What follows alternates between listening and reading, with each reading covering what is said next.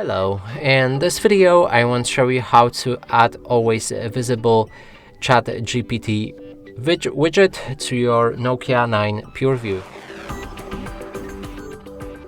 To do this we'll need to launch our Google Play Store and here find app called Wally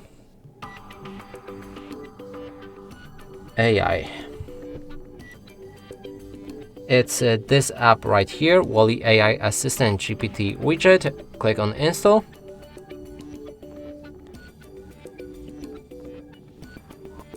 When it's ready, click on the open.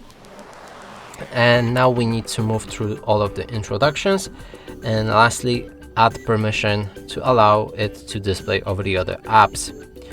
Now go back, open it again and select start. This little floating icon will appear. You can move it around your screen, and if you click on it, the chat will pop up and you can ask it anything.